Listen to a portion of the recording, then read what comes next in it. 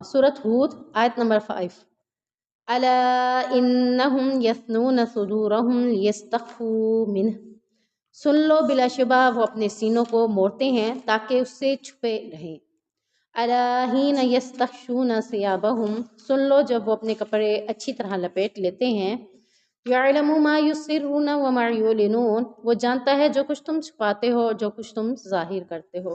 انہ علیم بذات الصدور، بے شک وہ سینے والی باتوں کو بھی خوب جاننے والا ہے۔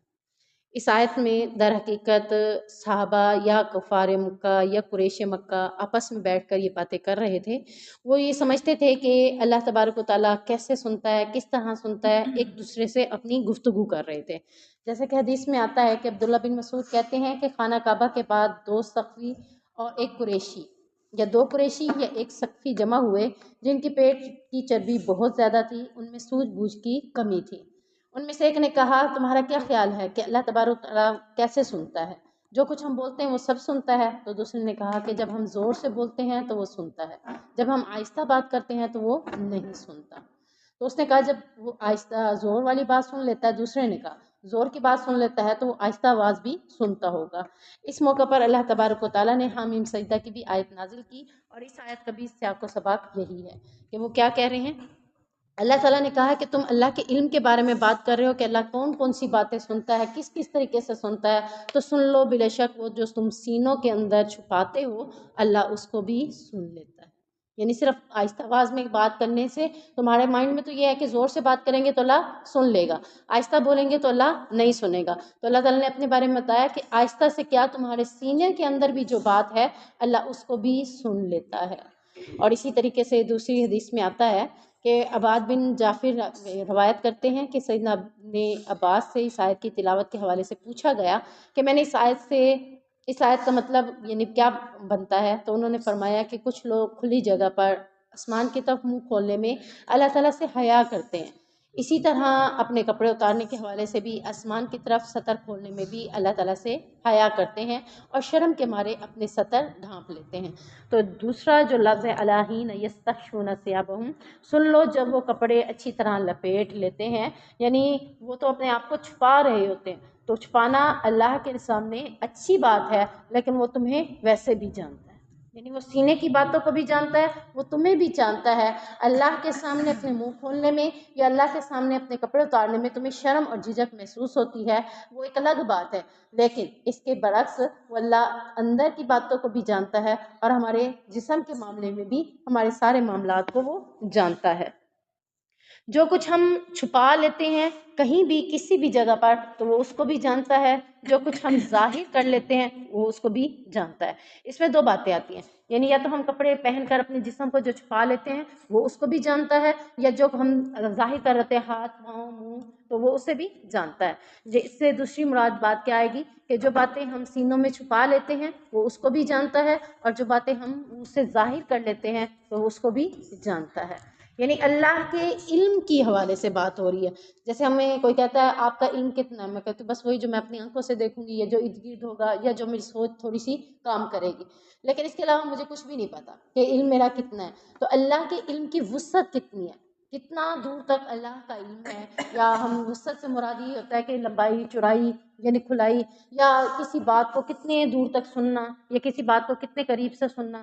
تو اللہ تعالیٰ کے علم کی وسعت اتنی ہے کہ اللہ تعالیٰ کہتا ہے کہ تم چھپاؤ یا ظاہر کرو، تم سینوں میں رکھو یا منہ سے بولو، آہستہ بولو یا تیز بولو، اللہ سب تبارک و تعالیٰ سب باتوں کو سن لیتا ہے۔ یہ ہے اللہ کے علم کی وسعت۔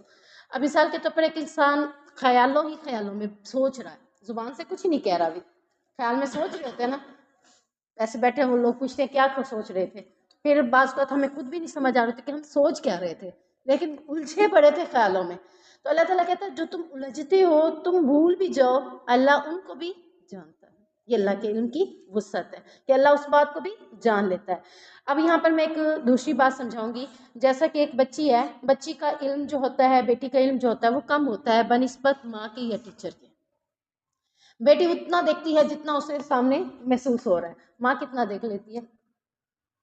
وہ بھی دیکھ لیتی ہے جو اس کے پیچھے ہو رہا ہوتا ہے، ٹھیک ہے نا، ٹیچر کو بھی محسوس ہو جاتا ہے۔ یعنی اب یہ نہیں ہے کہ وہ پیچھے ایک آنکھ لگی ہوئی ہے، اس کا علم کی وسعت بتائی جا رہی ہے اس کے علم میں یعنی یہ بات آ جاتی ہے میرے پیچھے کیا ہو رہا ہے، کر لو جو بھی کر رہا ہوں مجھے پتا چل رہا ہے. یہ کیوں کہہ رہی ہے؟ کیونکہ اس کے علم کی وسعت ہے. جب ایک ماں اور ایک ٹیچر کو اللہ نے علم کی اتنی وسعت دی ہے، اسی طرح جتنا بڑا عہدہ ہوتا جائے اللہ اتنی وسعت زیادہ دیتا ہے. ہم کہتے ہیں ہم نے تو یہ بات نہیں سوچی، انہوں نے کیسے سوچ لی، اس کو کیسی آ گئی یہ بات؟ تو اللہ تعالیٰ نے اس کو اس کی علم کی وسعت اسی طرح سے دی ہے جس طرح کا اس کے پاس عہدہ ہوتا ہے. تو اسی طرح اللہ تبارک و تعالیٰ جب اتنی علم کی وسعت لوگوں کو دے سکتا ہے تو اس کے اپنے علم کی وسعت تو بے شمار ہے، بہت ہی زیادہ. یعنی کہہ لیں کہ ہم جو سوچ ہی نہیں سکتے وہ بھی سوچتا ہے. ہمارے سینوں کے اندر جو بات ہے وہ بھی ہے. اسی طرح ایک شخص کو نبی کریم صلی اللہ علیہ وسلم نے بلوا بھیجا تھا، جو کہ باپ تھا، بیٹا بھی تھا، باپ بھی تھا، دونوں کے معاملات تھے.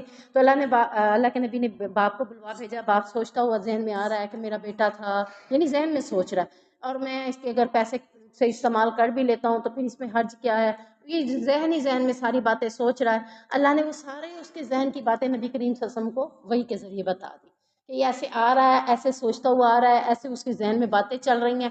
وہ جب نبی کریم صلی اللہ علیہ وسلم کے پاس آیا، اللہ کے نبی نے اسے بتایا کہ تم فلاں فلاں سوچتے ہوئے آ رہے تھے. وہ کہتا ہے واللہ میرے ارد گرد کوئی نہیں تھا، میں نے زبان سے بھی کچھ نہیں کہا. یہ واقعتاً کیا ہے؟ اللہ کا علم ہے جو اللہ تبارک و تعالیٰ نے ان کو نبی کریم صلی اللہ علیہ وسلم کو وحی کے ذریعے بتا دیا ہے. ہم تو اس علم کے بارے میں کچھ بھی نہیں جانتے تھے. تو اب یہاں سے دیکھیں کہ اللہ کے علم کی وسعت کتنی ہے کہ وہ بھی خیالوں ہی خیالوں میں سوچ رہا تھا. اسے خود بھی نہیں تھا کہ میں کیا سوچ رہا ہوں یا کیا کر رہا ہوں، بس وہ اپنی جذبات کو اظہار خیالوں سے کر رہا تھا. تو اللہ تعالیٰ نے وہ ساری باتیں اس کی سن لی. تو اب اس آیت سے ہمیں یہ پتہ چلتا ہے کہ اللہ تبارک و تعالیٰ کی حکمت، علم کی حکمت یا علم کی وسعت کتنی زیادہ ہے. آگے مزید اللہ تعالیٰ فرماتا ہے اِنَّهُ عَلِیمٌ بِذَاتِ الصُّدُورِ، بے شک وہ سینوں کی باتوں کو جو تمہارے سینے کے اندر ہے اس کو بھی خوب جاننے والا ہے. وَمَا مِن دَابَّةٍ فِي الْأَرْضِ إِلَّا عَلَى اللَّهِ رِزْقُهَا وَيَعْلَمُ مُسْتَقَرَّهَا وَمُسْتَوْدَعَهَا كُلٌّ فِي كِتَابٍ مُبِينٍ. اور زمین میں کوئی چلنے والا جاندار نہیں مگر اس کا رزق اللہ ہی پر ہے، اور وہ اس کے ٹھہرنے کی جگہ اور اس کے سونپنے کی جگہ بھی جانتا ہے. سب کچھ ایک واضح کتاب میں درج ہے. یعنی سب سے پہلے تو ہم دیکھتے ہیں کہ اس آیت میں کتاب کا ذکر ہے کہ سب کچھ ایک کتاب میں درج ہے. کون سی کتاب میں درج ہے؟ لوح محفوظ میں. تو اللہ تبارک و تعالیٰ یہاں فرما رہے ہیں کہ زمین پر چلنے والے جتنے بھی جاندار ہیں ان سب کی تخلیق کے بارے میں اور ان کے رزق کے معاملے میں اور ان کے ٹھہرنے کی جگہ، ان کا یعنی مقام، اور ان کے کب تک رہنا ہے اور کب انہیں موت دینی ہے، یہ ساری باتیں اللہ تبارک و تعالیٰ نے لوح محفوظ میں ساری کی ساری لکھ رکھی ہیں. وہ ان ساری باتوں سے باخبر ہے، خبر رکھنے والا ہے. یعنی یہ بھی علم کی ایک بات ہو رہی ہے، پچھلی آیت کے ساتھ ہی جڑ رہا ہے کہ اللہ کا علم تو اتنا وسیع ہے کہ اللہ تبارک و تعالیٰ نے جتنے بھی زمین پر چلنے والے جاندار ہیں، کوئی ایک دو تو نہیں ہے نا، کوئی ایک ملک میں تو نہیں ہے، کوئی ایک شہر میں تو نہیں ہے، شہر کتنے ہیں، ملک کتنے ہیں، ہر جگہ پر کہاں کس جگہ پر کون سا ہے، کس کو کب رزق دینا ہے، کتنا رزق دینا ہے، کیسے کرنا ہے، یا کس کو کب موت دینی ہے، کس کو کتنی زندگی دینی ہے، کس کا ٹھکانہ کون سا ہے، مرنے کے بعد کون سا ٹھکانہ ہے، یہ ساری باتیں اللہ تبارک و تعالیٰ جانتا ہے. اور یہ سارے معاملات اللہ تبارک و تعالیٰ نے لوح محفوظ میں ہر طرح کی بات، ہر طرح کا معاملہ لکھ رکھا ہے. حالانکہ اللہ تبارک و تعالیٰ کو خود علم یعنی اتنا وسیع ہے تو لکھنے کی ضرورت نہیں تھی، لیکن پھر بھی اللہ تبارک و تعالیٰ نے ایک کتاب اپنے پاس لکھ کر اس میں ساری چیزوں کی پہلے سے ہی یعنی کہ کہہ لیں کہ پلاننگ کر لی. مخلوق کے پیدا ہونے سے پہلے ہی مخلوق کی پلاننگ کر لی. زمین و آسمان بنانے سے پہلے اللہ کا عرش سمندر پر تھا، آپ نے پڑھا. پھر اللہ تبارک و تعالیٰ نے زمین و آسمان کو علیحدہ کیا اور آسمان کے اوپر اپنا عرش مستوی یعنی قرار پکڑا. تو یہ ساری چیزیں، یہ سارے معاملات، ایون کہ انسان کی تقدیر، انسان کے معاملات، یہ سارا کچھ اللہ تعالیٰ نے پہلے سے ہی مینشن کر دیا. تو اس سے ہمیں کیا پتہ چلتا ہے؟ اس سے ہمیں یہ پتہ چلتا ہے کہ ہم بھی اپنی زندگی کی پلاننگ پہلے سے کریں. یہ نہیں کہ کل آئے گا تو دیکھیں گے کہ کل کیا کرنا ہے، اچھا کل صبح تو ہو پھر دیکھیں گے کہ کیا کرنا ہے. نہیں، اپنے کل کی پلاننگ ہم آج ہی کر کے رکھیں کہ میں اگر صبح کو اٹھوں گی تو صبح نماز پڑھوں گی، عبادت کروں گی، اسکول جانا ہے تو کتنے بجے، اگر میں اسکول اتنے بجے جا رہی ہوں تو مجھے عبادت کے لیے اتنا ٹائم چاہیے. تو یہ سارا کچھ آپ بھی اپنے ذہن میں یا اپنی ایک شیڈول، جیسا کہ اسکولوں میں ڈائریز ہوتی ہیں، ٹھیک ہے نا، ٹیچرس کی بھی ڈائریز ہوتی ہیں اور بچوں اسٹوڈنٹس کی بھی ہوتی ہیں. تو ان میں اس نے کیا لکھنا ہوتا ہے؟ پہلے سے ہی ٹیچر نے کیا لکھنا ہوتا ہے کہ آج میں نے کیا پڑھانا ہے، وہ پہلے سے ہی لکھ کر رکھے. بعض اسکولوں میں تو ہفتہ پہلے سے ہی پورے ہفتے کا شیڈول لکھوا لیتے ہیں کہ آپ نے پورا ہفتہ بچے کو کیا پڑھانا ہے. تو کیا ہم نے اپنی زندگی گزارنے کا کوئی شیڈول لکھا ہے؟ اللہ نے اپنی کائنات کے وجود کا سارا شیڈول لکھا ہوا ہے. تو ہمیں اس بات سے یہ پتہ چلتا ہے کہ یہ لکھنا ہمارے لیے زیادہ ضروری ہے، یہ پلاننگ کرنا ہمارے لیے زیادہ ضروری ہے۔ اس پلاننگ کے ساتھ ہم اپنی زندگی کو اچھے طریقے سے گزار سکتے ہیں بنسبت بغیر پلاننگ کے۔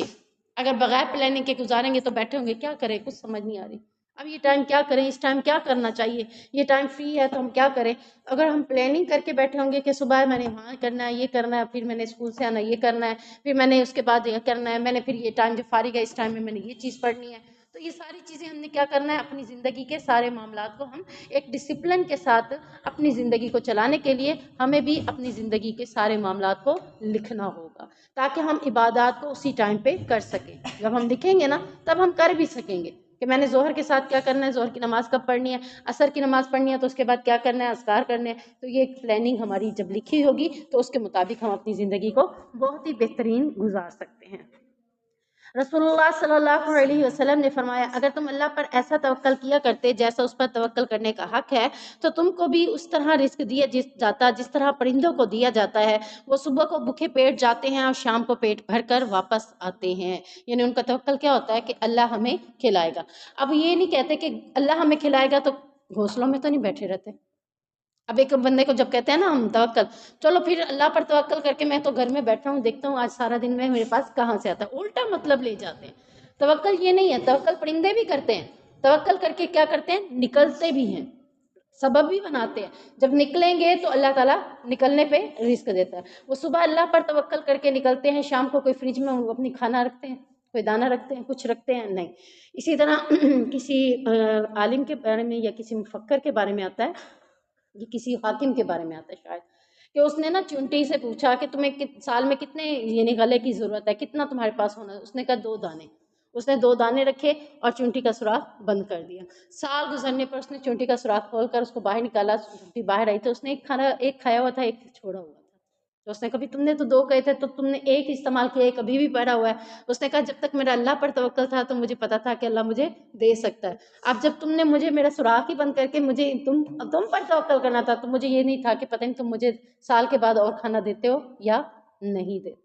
یعنی اب نکلنے کا اس کا راستہ کیا کر دیا، اس نے بند کر دیا۔ وہ نکلتی تو وہ 2 کی بجائے 4 بھی لے آتی، 4 کی بجائے 6 بھی لے آتی، لیکن اس نے وہ راستہ بند کر کے اس نے کس پہ توکل کرنے کو اس کو کہا، انسان پہ۔ تو اس نے کہا جب میں نے انسان پہ توکل کیا اور میں یہ سوچا پتہ نہیں وہ مجھے آگے دیتا بھی ہے کہ نہیں دیتا، تو ہمیں بھی انسان پر توکل کرنے کے بجائے اللہ پر توکل کرنا ہے کہ وہ ہمیں رزق ضرور دے گا۔ اور اس پر توکل کرنے کے لیے ہمیں کرنا کیا ہوگا، ہم اللہ کی عبادات کو اس کے ٹائم پہ کریں، نہ کہ یہ سمجھ کے کہ عبادت اگر ہم کرنے جائیں گے تو گاہک چلا جائے گا۔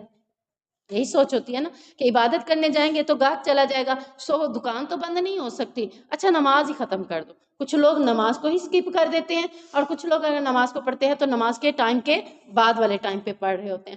تو اللہ تبارک و تعالیٰ نے توکل سکھایا ہے تو اس کا طریقہ بھی سکھا دیا ہے کہ توکل یہ ہے کہ اللہ پر توکل کرتے ہوئے پہلے اپنی عبادات کو دیکھیں، اپنے دنیا کے معاملات کو، بعد میں اللہ تبارک و تعالیٰ وہ پورا کر دے گا۔ جیسا کہ ایک حدیث کا مفہوم ہے کہ جب تم دنیا کو آگے رکھتے ہو، دین کو پیچھے چھوڑ دیتے ہو، نہ تم دنیا کے رہتے ہو نہ تم دین کے رہتے ہو۔ اگر تم دین کو آگے رکھتے ہو تو دین بھی مل جاتا ہے اور دنیا بھی ساتھ ساتھ تمہارے آ جاتی ہے۔ تو یہ ہمیں اللہ پر توکل کرنا ہے کہ جب میں اللہ کی عبادت کروں گی تو اللہ مجھے ضرور رزق بھی دے گا، اگر میں نے اللہ کی عبادت نہ کی تو رزق بھی وہ نہیں دے گا، کیونکہ رزق دینے والی ذات اللہ تبارک و تعالیٰ کی ہے۔ اسی طرح ایک اور حدیث میں آتا ہے کہ عبداللہ بن عمر بیان کرتے ہیں کہ میں نے رسول اللہ صلی اللہ علیہ وسلم سے سنا، آپ فرماتے تھے اللہ تعالیٰ نے مخلوقات کی تقدیریں آسمانوں اور زمین کے بنانے سے 50,000 سال پہلے لکھ لی۔ یعنی آپ کی اور میری تقدیر کب لکھی گئی ہے، کس چیز کے، زمین آسمان کے بننے سے بھی 50,000 سال، 50 سال نہیں 50,000 سال پہلے ہماری تقدیر کے بارے میں لکھ دیا گیا تھا۔ اور اس وقت اللہ کا عرش کہاں تھا، پانی پہ تھا، زمین آسمان نہیں بنے تو اللہ کا عرش کہاں تھا، پانی پر تھا، اور اسی وقت اللہ نے ہماری تقدیر لکھ دی تھی۔ اب اگر ہم کہیں کہ ہماری تقدیر تو لکھی گئی ہے، جو میری تقدیر میں ہوگا وہی کچھ ہو کر رہے گا، تو یہ بھی ایک توکل نہیں ہے اللہ پر، کیونکہ تقدیر کے ساتھ ساتھ اللہ تعالیٰ نے کیا کہا، فوراً اللہ نے دوسری بات بھی کر دی کہ میں چاہوں تو تقدیر کو بدل بھی سکتا ہوں۔ وہ کیسے بدلیں گے، جب ہم دعا کریں گے۔ جب ہم اپنے بارے میں دعا کریں گے تو اللہ اس تقدیر کو بدل بھی سکتا ہے. تو اللہ تعالیٰ نے تقدیر کو بدلنے کا ایک طریقہ بتایا. اب میں کہوں میں تو نہیں بدل سکتی، تو جب تک وہ طریقہ میرے پاس دعا کی صورت میں موجود ہے تو میں اپنی تقدیر کو بدل سکتی ہوں. اسی طرح اگر میرے تقدیر میں رزق کم لکھا ہوا ہے، کھانا کم لکھا ہوا ہے، یا پیسہ یا مال کم لکھا ہوا ہے، تو میں چاہوں تو اپنے مال کو بڑھا بھی سکتی ہوں. وہ کیسے؟ وہ بھی طریقہ اللہ نے بتا دیا ہے، انفاق فی سبیل اللہ سے، کہ تم ایک دو گے تو اللہ تمہیں کتنے دے گا؟ 10 گنا بھی بڑھا دے گا، 700 گنا بھی بڑھا دے گا. اب اگر میں اپنے اوپر خرچ کرتی ہوں اور اللہ کے راستے میں نہیں دیتی تو میرا مال ویسے کے ویسے رہ جانا ہے جتنا میرا لکھا ہوا ہے. اگر میں اپنے ساتھ ساتھ اللہ کے راستے میں خرچ کرتی ہوں تو پھر میرے مال میں رزق میں برکت پڑھ کر یا اس کی وافر فراوانی بھی ہو سکتی ہے. وہ کس صورت میں؟ کہ میں تو اللہ کو ایک دوں گی اور اللہ مجھے اس کی صورت میں 10 گنا بھی بڑھا کر دے سکتا ہے اور 700 گنا تک بھی بڑھا کر دے سکتا ہے. تو یہ ہے اللہ تبارک و تعالیٰ کا علم کی وسعت. اور اس کے ساتھ ساتھ آگے دیکھتے ہیں وَهُوَ الَّذِي خَلَقَ السَّمَاوَاتِ وَالْأَرْضَ فِي 6 أَيَّامٍ وَكَانَ عَرْشُهُ عَلَى الْمَاءِ. وہی تو ذات ہے جس نے پیدا کیا آسمانوں اور زمین کو صرف 6 دنوں کے اندر. اب آپ دیکھیں کہ کوئی ایک گھر کی چھت بنانے کھڑا ہوتا ہے تو پہلے اس کو کیا کرتے ہیں؟ اتنا ٹائم لگاتے ہیں سریا ڈالتے ہوئے، ٹھیک ہے نا، اس کو باندھتے ہوئے. پھر اس کے بعد جب اس کے اوپر لینٹر ڈلتا ہے تو وہ تو ایک دن میں ڈل جاتا ہے، چلیں. لیکن اس کو سریا باندھنے میں یعنی لینٹر سے پہلے اس کی بنیاد بنانے میں کتنا ٹائم لگا؟ اللہ تبارک و تعالیٰ نے آسمان جو کہ پوری کائنات کے اوپر یعنی پوری دنیا کے اوپر پھیلا ہوا ہے، اور صرف خالی آسمان کو نہیں بلکہ زمین و آسمان کی تمام چیزوں کو، صرف زمین آسمان خالی دو چیزیں بھی نہیں، زمین آسمان کے اندر درخت ہیں، چاند ہے، سورج ہے، تارے ہیں، یا پھر نباتات ہیں، حیوانات ہیں، انسان ہیں، ان سب چیزوں کو اللہ تعالیٰ نے صرف 6 دنوں کے اندر بنا دیا. تو اللہ تبارک و تعالیٰ نے یہ 6 دنوں میں بنایا، اور اس وقت اس کا عرش پانی پر تھا. اب پہلے ہم نے حدیث کے ذریعے پڑھ لیا کہ اللہ کا عرش پانی پر تھا، اب ہم نے آیت کے اندر بھی پڑھ دیا ہے کہ وَكَانَ عَرْشُهُ عَلَى الْمَاءِ، کہ اس کا وقت اس کا عرش پانی پر تھا. آدم کو پہلے بنایا یا زمین و آسمان کو، آدم کو بعد میں بنایا؟ آدم علیہ السلام کو بعد میں. انسان کو بنانے سے پہلے، ہاں جی، تقدیر پہلے لکھ دی. انسان کو بنانے سے پہلے ہی انسان کے حوالے سے جتنی چیزیں ضرورت تھی نا وہ پہلے بنائی ہیں، پلان کیا. میں یہ کہہ رہی ہوں کہ آپ کہے کہ باجی ہماری زندگی تو نہیں ہے، ہم پلان اتنے بڑے، کوئی بات نہیں، پلان کریں، لیکن نیکیوں کے پلان، اچھی باتوں کے پلان ہمیں پہلے سے کرنے چاہیے. اس کا فائدہ کیا ہوگا؟ جب ہم کسی بھی نیکی کا پلان کرتے ہیں نا تو ہمیں اس نیکی پر اجر مل گیا، اور جب ہم اس کے اوپر عمل کریں گے تو ڈبل اجر مل جائے گا. تو نیکی کا پلان اس لیے ہمیں پہلے ہی کرنا چاہیے. در حقیقت اللہ تعالیٰ نے یہ چیز ہمیں ہی دکھائی ہے کہ دیکھو میں نے جب اتنے پہلے پلان کیا تو تمہیں بھی اپنی زندگی کا پلان کرنا چاہیے کہ اگر مجھے اتنی زندگی اللہ نے دیا تو میں یہ کر لوں، یہ کر لوں، یہ کر لوں، اور یہ کر کے جاؤں، یہ اتنی سال میں یہ کروں گی. تو یہ ساری نیکیوں کی پلاننگ ہوگی. اگر نیکیوں کی پلاننگ پہلے کریں گے تو نیکی کی پلاننگ کرنے پر بھی 1 اجر مل گیا، اور جب ہم وہ نیکی کریں گے تو 2 اجر ہمیں مل جائیں گے. اب اللہ تعالیٰ بتا رہے ہیں کہ میں نے زمین و آسمان اور اس کی تمام چیزوں کو 6 دنوں میں کیوں بنایا، اس کی وجہ کیا تھی. کائنات کو بنانے کا مقصد کوئی عام نہیں تھا. اللہ تبارک و تعالیٰ نے کوئی بھی چیز بے مقصد پیدا نہیں کی. ہم جو مچھر آج کل آئے ہوئے ہیں اس کو ہم یہ سمجھ رہے ہیں کہ شاید یہ بے مقصد ہیں، یہ بھی بے مقصد نہیں ہے. اس کی ریسرچ کریں تو بہت سی باتیں سمجھ آتی ہیں کہ کیا کیا فائدے ہیں اس کے بھی.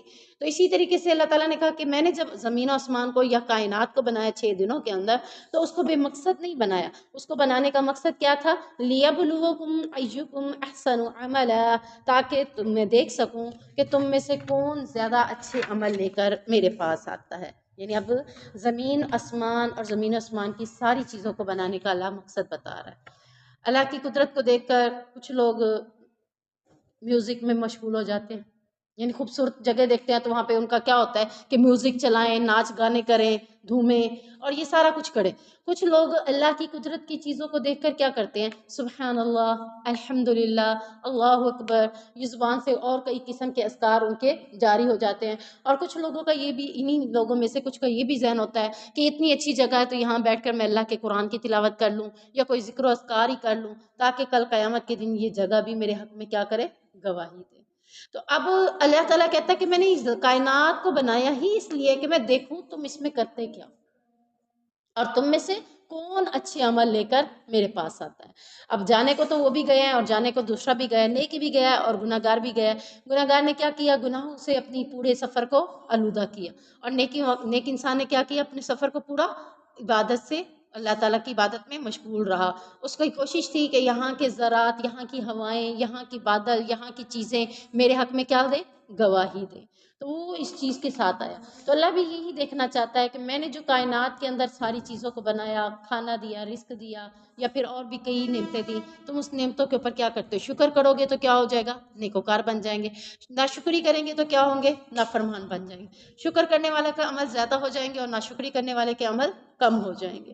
تو اللہ دیکھنا ہی صرف یہ چاہتا ہے کہ آپ کتنے عمل لے کے جاتی ہیں، آپ کتنے عمل لے کے جاتی ہیں، میں کتنے عمل لے کے آتی ہوں، اور کس کے عمل کس سے زیادہ ہو جاتے ہیں۔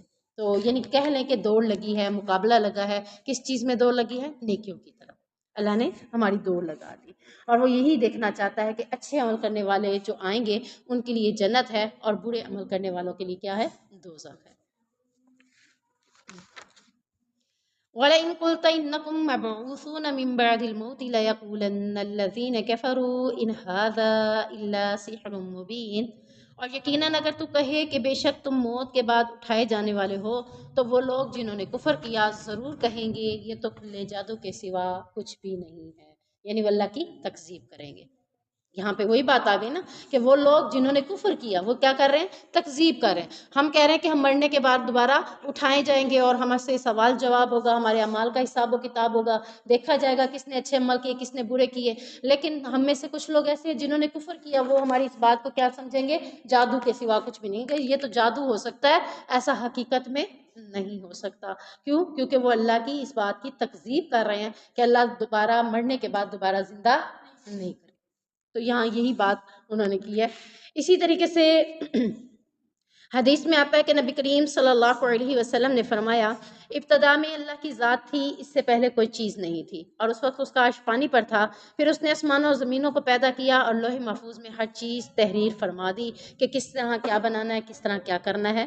اور اسی طریقے سے ایک اور حدیث میں آتا ہے کہ نبی کریم صلی اللہ علیہ وسلم نے فرمایا، اللہ تعالیٰ فرماتا ہے، اے انسان تو میری راہ میں خرچ کر، میں تجھے عطا کروں گا۔ اور فرمایا اللہ تعالیٰ کا ہاتھ بڑھا ہوا ہے، دن رات خرچ کرنا بھی اس میں کمی نہیں لاتا۔ ذرا خیال تو کرو کہ آسمان و زمین کی پیدائش سے لے کر اب تک کتنا خرچ کیا ہوگا اس نے، ٹھیک ہے نا؟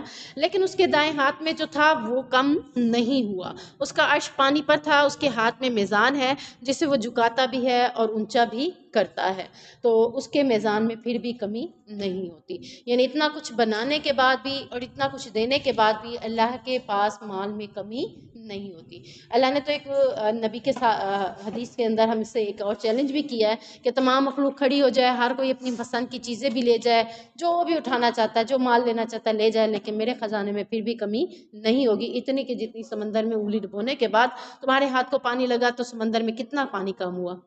فیل ہوا کم ہوا ہے؟ تو اسی طرح اللہ کے خزانے میں بھی کمی نہیں ہوگی۔ تو ہمیں کس سے مانگنا ہے؟ انشاءاللہ اللہ تبارک و تعالیٰ سے۔ وَلَئِنْ أَخَّرْنَا عَنْهُمُ الْعَذَابَ إِلَىٰ أُمَّةٍ مَّعْدُودَةٍ لَّيَقُولُنَّ مَا يَحْبِسُ، اور بلا شبہ اگر ہم ان سے عذاب کو ایک گنی ہوئی مدت تک مؤخر کر دیں تو یقیناً یہ ضرور کہیں گے، أَلَا يَوْمَ يَأْتِيهِمْ لَيْسَ مَصْرُوفًا عَنْهُمْ وَحَاقَ بِهِم مَّا كَانُوا بِهِ يَسْتَهْزِئُونَ، کہ وہ کہیں گے کہ اسے کس چیز نے روکا ہے، سن لو، جس دن وہ ان پر آئے گا تو ان سے ہٹایا جانے والا نہیں، اور انہیں وہ چیز گھیر لے گی جس کا وہ مذاق اڑاتے۔ یہاں کافروں کی دو باتوں کا ذکر ہو رہا ہے، ایک کافروں کی فطرت کے بارے میں اور ایک ان کی عادت کے بارے میں۔ فطرت کے حوالے سے بات کیا ہو رہی ہے کہ ان کی فطرت میں کیا ہے؟ کجی ہے، یعنی ٹیڑھا پن، یہ سیدھا ہونے والے نہیں ہیں۔ ان کو سیدھا کرنا بھی چاہو، سیدھے راستے کی طرف لانا بھی چاہو تو یہ سیدھے راستے کی طرف نہیں آئیں گے۔ جیسے کہ مسلمان کے بارے میں ہے کہ ہر شخص انسان کے بارے میں ہے کہ ہر انسان فطرت اسلام پر پیدا ہوتا ہے، پھر ان کے والدین چاہیں تو اسے کافر بنائے، یہودی بنائے، منافق بنائے، جو بھی بنائے، لیکن پیدا کس پہ ہوتا ہے؟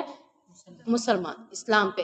تو اسی طریقے سے کافروں کی فطرت میں یہ کہتی ہوں نا کہ اس کی فطرت ہے، ابھی یہ بدل نہیں سکتی۔ تو کافروں کی فطرت کیا ہے کہ اس میں کجی ہے، ٹیڑھا پن ہے، اور وہ ٹیڑھا پن کیا ہے کہ وہ سیدھے راستہ دکھایا بھی جائے تو اس کو قبول نہیں کرتے۔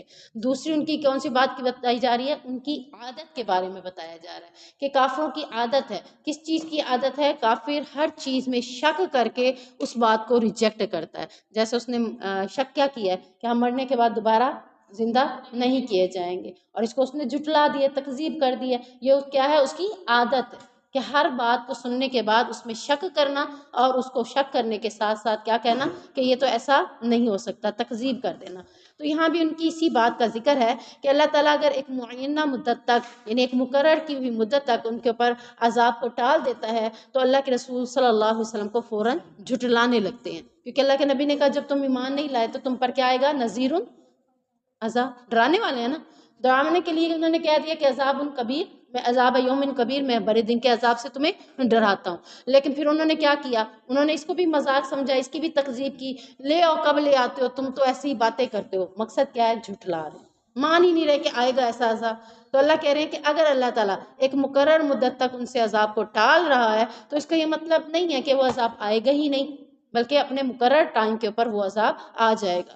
اے محمد تم جس عذاب کی بات کرتے تھے اسے کس چیز نے مؤخر کر دیا؟ یعنی اوپر سے یہ پوچھتے ہیں ما یحبسہ، کس چیز نے اسے مؤخر کر رکھا ہے؟ ہم تو نافرمانی کرتے چلے جا رہے ہیں، تو لے آؤ اس عذاب کو فوراً۔